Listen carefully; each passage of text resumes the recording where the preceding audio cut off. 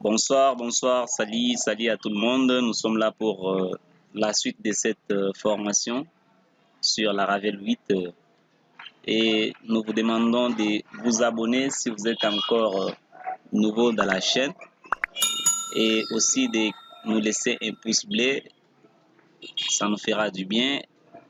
Sans oublier le commentaire, en fait, il faut commenter, ne serait-ce que quelque chose et nous serons là pour vous répondre toujours à chaque moment.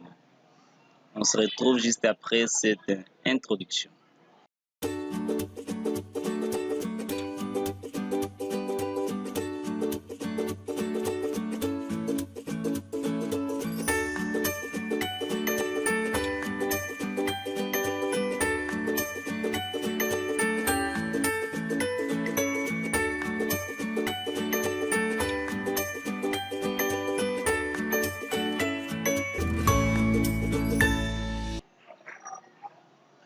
Voilà, nous sommes là dans cette partie. Nous allons installer le Bootstrap dans Laravel, dans notre projet Laravel. Je dois lancer l'Aragon. Moi, j'avais dit depuis le début dans cette formation, je vais utiliser l'Aragon. Je lance mon l'Aragon. Je dois démarrer mon serveur en fait et aussi démarrer les projets. Je l'ai fait pour ne pas vous prendre trop de temps. Voilà, je vais vous montrer. J'ai lancé le projet qu'on a créé ensemble avec vous qui s'appelait Laravel Formation. Et aussi, j'ai ouvert des terminals parce que de l'autre côté, j'ai démarré les serveurs sur les ports 8000. Et de l'autre côté, je vais commencer à taper mes lignes de commande. Je vais délancer les projets. Vous voyez, les projets, c'est là où nous sommes limités la fois passée. Et je vais utiliser la bibliothèque CSS Bootstrap qui est si populaire aujourd'hui. Et dans cette partie, nous voyons comment est-ce qu'on peut, intégrer facilement le Bootstrap dans la Ravel 8 en fait. Pour cela, je vous montre d'abord comment est-ce qu'on peut importer avec les CDN. On part dans le site officiel getbootstrap.com. On fait les get started ou soit au niveau de la doc. Je vais importer la bibliothèque CSS qui s'appelle Bootstrap depuis son CDN. En fait, je copie ces liens. Je pars coller dans notre page. Je pars dans app.blade.php. Voilà, juste après la balise méta, je dois coller ce que je viens de copier. Je dois coller. J'enregistre. Vous voyez ici, j'ai déjà copié le CDN de Bootstrap. Si j'enregistre, je pars actualiser. Vous allez voir, je n'ai pas encore actualisé, il n'y a pas de changement. Mais si j'actualise, vous allez voir, le texte aura un peu une autre forme. Et cela montrera que le Bootstrap est bel et bien importé. J'actualise.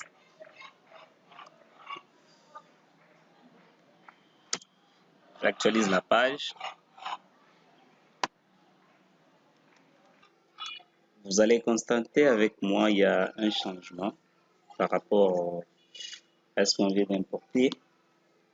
Et ce que moi je vais, donc à partir d'ici, nous pouvons déjà utiliser des classes Bootstrap. Par exemple, ici, je peux mettre des classes Bootstrap. Je peux par exemple inclure d'abord un bouton et donner des classes Bootstrap. Si je fais de button, je dis valider. Je donne la classe Bootstrap, par exemple la classe BTN. On dit btn-primary. Si j'enregistre et que je pars en actualiser la page, vous allez voir que vu qu'on utilise le CDN, ça va un peu mouliner un peu avant d'afficher, parce que ça va demander sur Internet pour nous afficher. Vous voyez les boutons bootstrapés là. Si par exemple je mets le D-contenu ici dans un conteneur, dans un div, voilà, descends, je suis là, je mets div comme ça, point conteneur, voilà, je le mets dans un conteneur. Si j'actualise, vous allez voir, il y aura un changement. Il y aura un changement. Voilà, vous voyez, tout cela se passe qu'on a inclus le Bootstrap.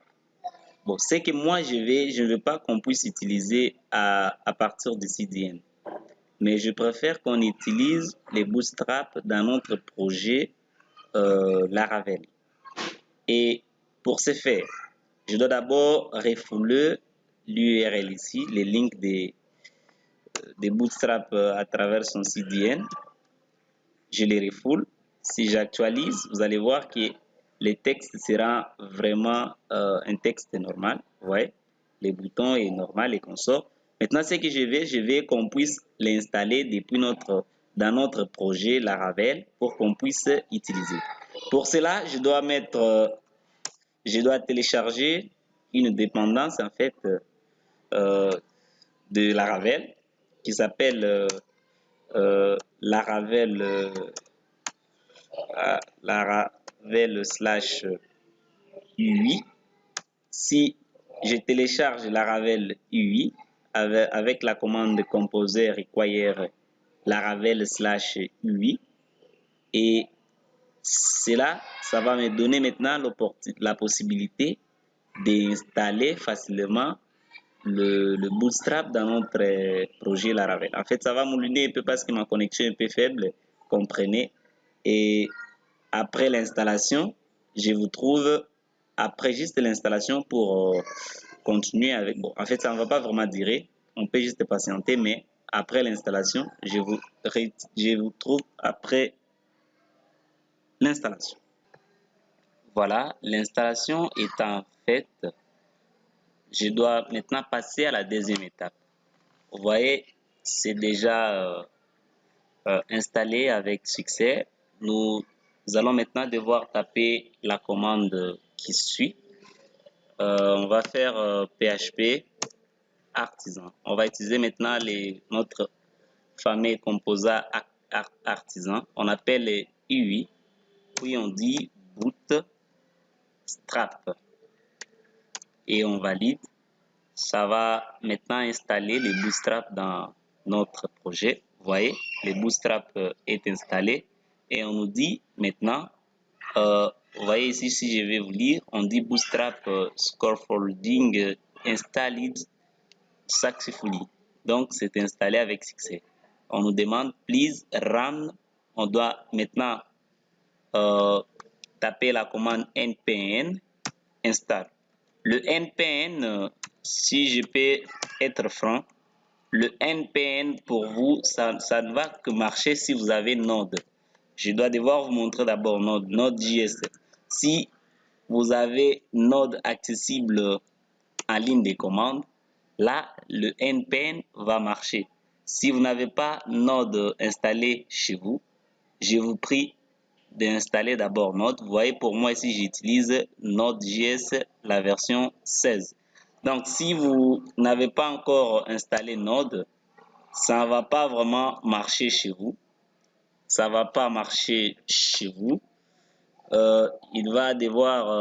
Vous allez en fait devoir installer Node et par après venir taper la commande npm. Voilà, je tape npm install pour installer maintenant le Bootstrap dans le projet, parce que là on a inclus le Bootstrap mais on n'a pas configuré le Bootstrap dans le projet. Donc je fais npm install comme on a indiqué ici, et après le npm install, je dois taper npm run dev. Voilà, ça peut prendre aussi un peu de temps. C'est pourquoi je me mets en pause et je vous rejoins juste après le npm install. Voilà, et j'ai lancé le npm install. Vous voyez Kinos déjà fait. Je dois maintenant taper le npm run dev pour maintenant compiler le bootstrap dans le projet, parce que jusque là le bootstrap n'est pas encore installé. C'est bel et bien installé, je m'excuse parce que c'est ce que je voulais vous dire. Du moins ce n'est pas rendu public. Du moins je vais rendre ça public pour que ce soit, et que si je viens au niveau de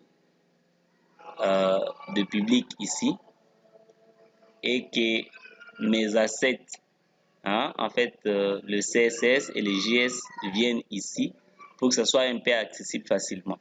Du moins le bootstrap est installé. Voilà, pour cela je dois taper la requête npm run dev pour lancer maintenant et compiler pour que toutes ces assets là soient installés au niveau du public de notre projet à ce niveau. Vous allez voir avec moi après quelques temps, après juste la commande npm run dev, ça va compiler les assets bootstrap et le placer au niveau du dossier public pour que ce soit accessible facilement. Et par là, on va créer juste un link pour utiliser Bootstrap dans notre projet sans même être connecté sur Internet. Voilà. Et je vous retrouve après cette commande.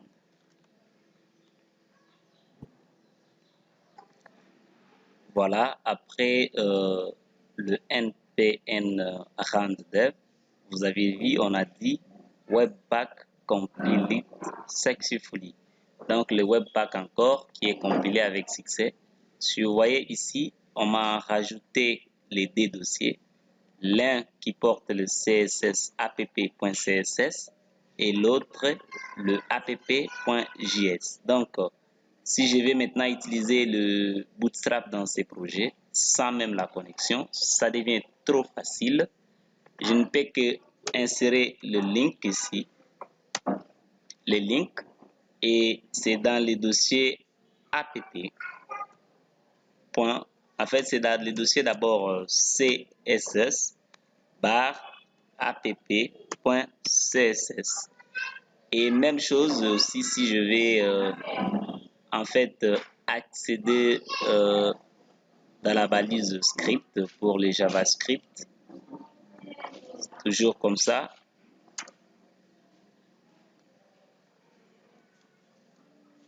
Je fais le script. Voilà, ici vous pouvez ajouter les scripts aussi facilement. Bon. Tentons d'abord d'essayer. Si j'enregistre et que je pars actualiser, vous allez voir que le Bootstrap est installé dans le projet si on arrive tout simplement à lier la feuille en fait CSS. Voilà, vous voyez, le Bootstrap est installé avec succès. En fait, c'était juste ça, cette partie, et on se limite là, on se limite ici. Notre Bootstrap est installé, on nous a créé les deux fichiers, CSS qui est là pour nos CSS. Si vous ouvrez les fichiers, c'est bizarre parce que ça porte toutes les classes et toutes les configurations possibles pour démarrer Bootstrap dans votre projet.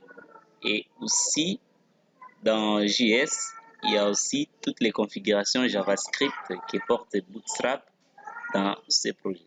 Ça paraît bizarre, mais c'est ce qui fait fonctionner en fait les Bootstrap dans ces projets. Et je me limite là maintenant, on va passer à la partie suivante. Et c'était Dieu merci Kambale. Je vous dis à bientôt.